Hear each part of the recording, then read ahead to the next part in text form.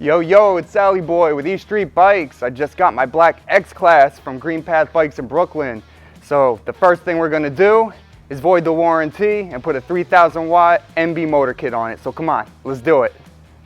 So what we're gonna need to do this, a socket wrench, Allen key set, screwdriver, drill bits, these kind, and these kind, and a crank puller. That's about it. Just your basic tools, I guess, except for the crank puller, but you can get one on Amazon for like 20 bucks. All right, let's start taking off the wheel. So this is my partner, Nate. Yep. Business partner, not that kind of partner. It's a little bit easier with an extra set of hands, so let's do this. All right. First thing you're gonna do is shift down to the smallest cog. It'll mess up the shifter if you don't do that. You may have some problems putting it back together. Smallest cog, highest gear. So,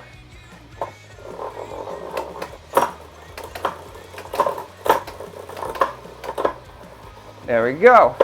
Now we're ready. Now let's take off the rear caliper. Be sure to put the screws back in so you don't lose them.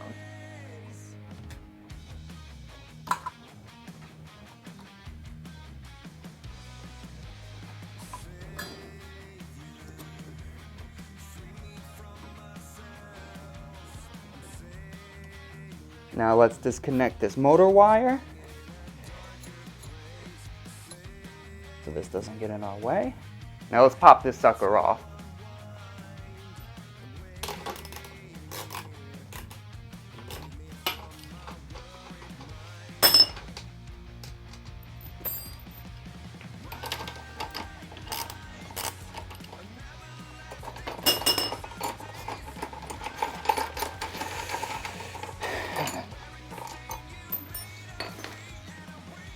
Let's take the torque arm off, and the wheel should pop out no problem.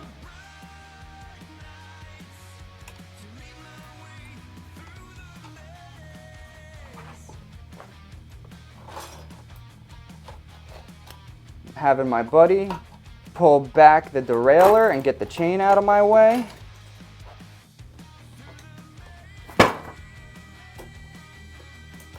Now let's take the rotor from the old wheel and put it on the new wheel. Nice and easy, all you need is a drill and a star bit.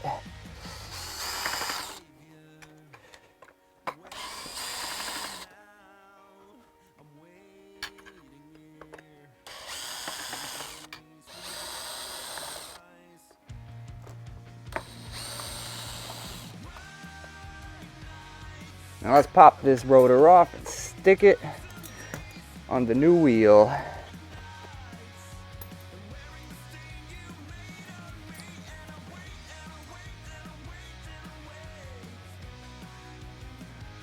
Try not to touch it too much with your hands. Once I get this on, I'll give it a quick wipe down. You'll be surprised. Your braking is pretty bad when you have a dirty rotor. It makes a pretty big difference.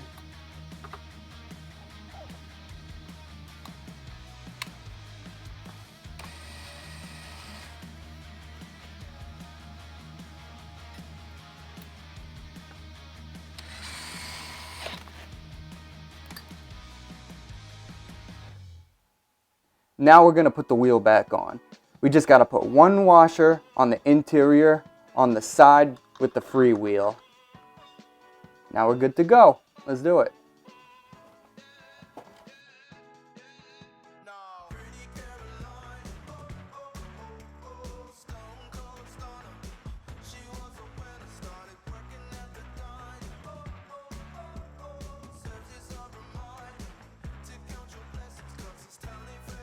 So now we're going to put on the torque arms. We're going to need two, one on each side. This is the most important part, or the wheel's going to rip right out of the frame while you're riding, and that would not be good. You could get seriously hurt. So there's two ways you could put on a torque arm. You could do it the way they're supposed to go, or, well, I guess the way that I do them. I do not use the arm part of the torque arm. Let me show you. So the way they're meant to go on is like this. It goes around, and then you use a gear clamp and strap it around your frame. But I just feel like that's not strong enough. I don't really like that design. So the way I do this is I don't use the arm part at all. Only this. I'll take this and I will screw it right into the frame.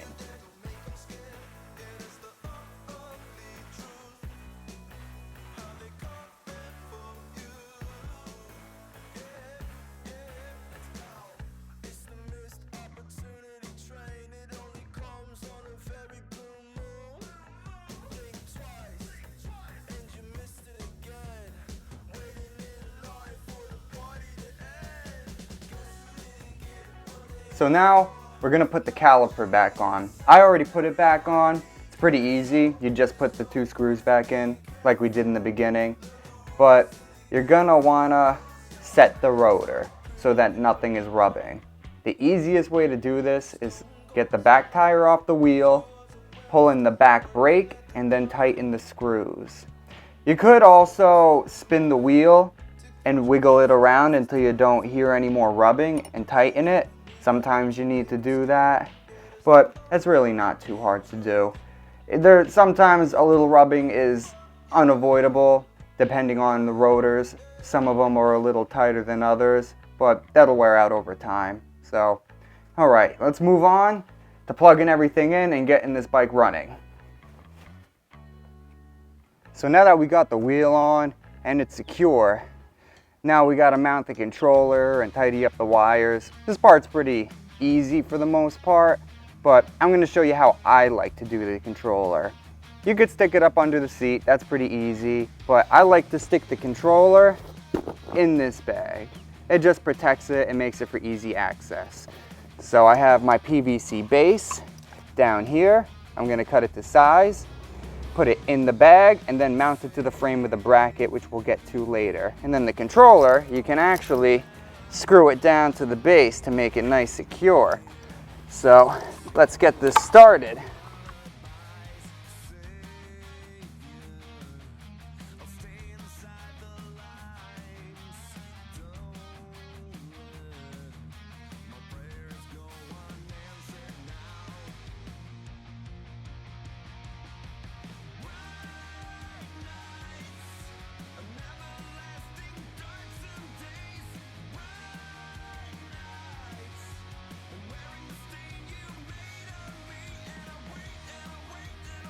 I always cut this a little bit small to leave some room in the back because this is where I'm going to feed the wires through. It just leaves you a little area when you're working inside the bag to work with the wires. So I'm going to go grab the bike. Let's put this on.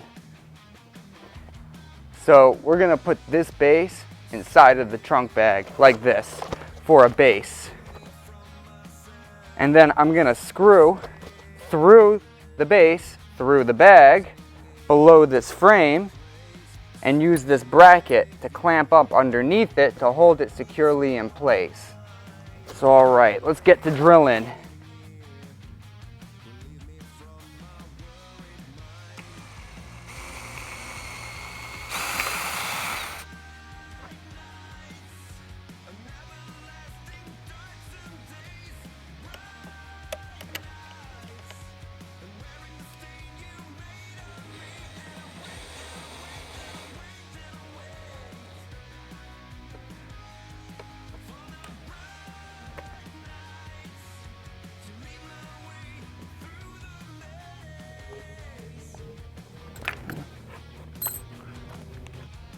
Now that we got the bag done for our controller, let's put it inside and hook it up.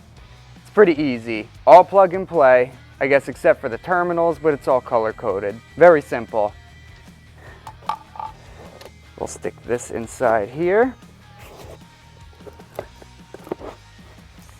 And then we'll take the motor connectors and feed it through a hole I made in the bottom of this bag.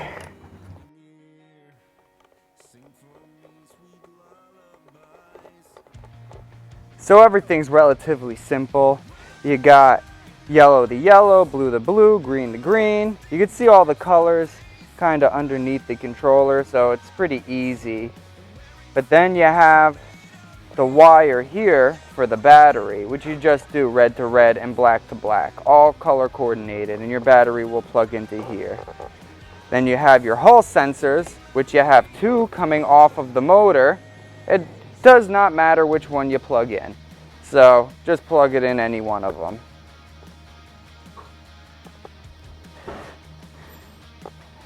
The rest is pretty easy. After we feed the rest of the wires from the throttle and the display in, then we'll screw this down and wrap up the wires nice and neat. And there's not much more to it than that.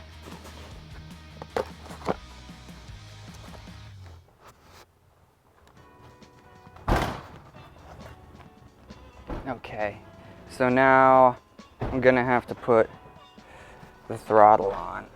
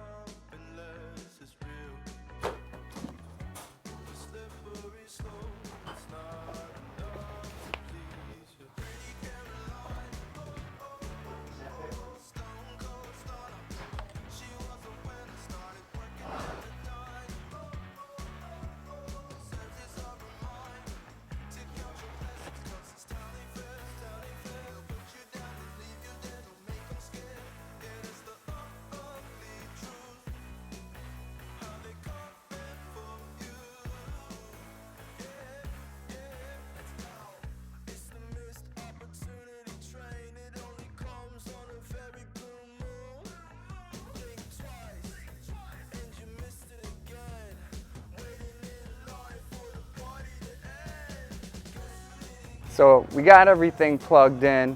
We got the controller almost mounted. All we really got to do now is the pedal assist sensor, get the battery on, then we can screw that controller into the base and we're good to go. Right now, we're just gonna leave the lights on the kit that came with the bike for the lights. In a later video, we'll put new lights on this bike. So here we go, let's put this thing on.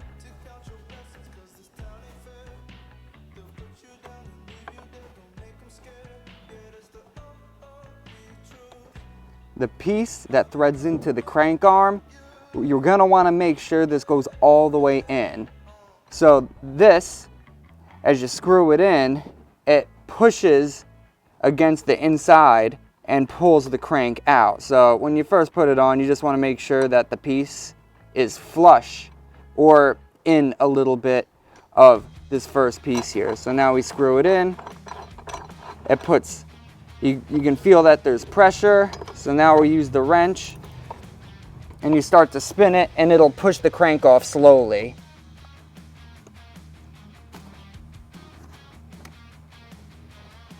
So I fed the pedal assist wire up into the bag and plugged it in. I'm going to show you exactly how this goes.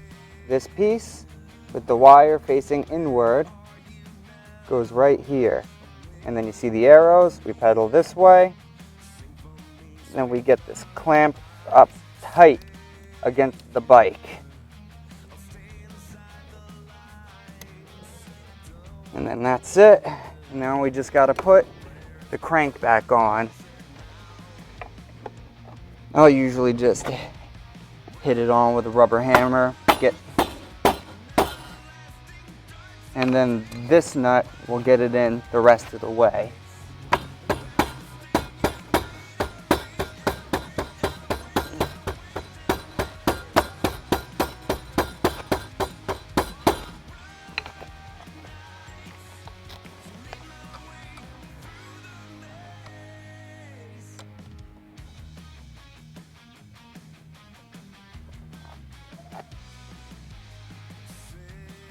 So finally, all we have to do is just put in the battery, which is pretty much already in, but we gotta take the seat out just to get the straps in. But that's really it. If you guys ever have any questions or you get one of my motor kits and you need some help building it, shoot me a text, Facebook, email, whatever. I'm happy to help. Anything bought on my website, we'll walk you through it. It's pretty easy, just plug and play. The hardest part is putting on the wheel. I already got the seat off. All I have to do is just strap up the battery. At least for an Ariel Rider X-Class, I'd say a triangle battery is the way to go. It's very difficult to mount a giant battery on a bike like this. And that's all we got.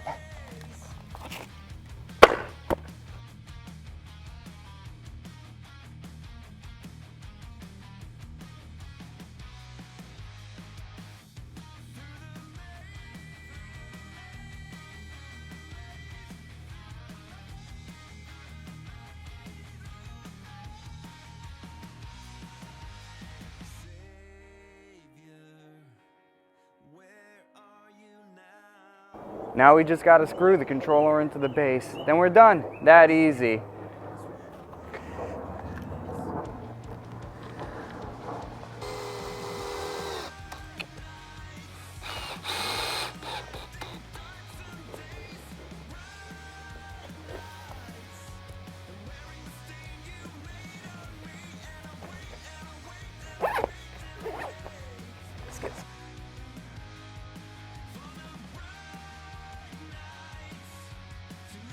So that's all for today. She's a mighty fine looking bike, isn't she? Look at this, come on. Oh my God. Someone asked me, oh, is this something you're gonna sell? No, this is mine. I'm loving it. I'm sure you want your bike to look like this too. So if you wanna get a motor kit and make your bike go 70 miles an hour, give me a shout. You know where to find me. Follow me on Instagram, Facebook, and YouTube. Look for me for the next video, all right?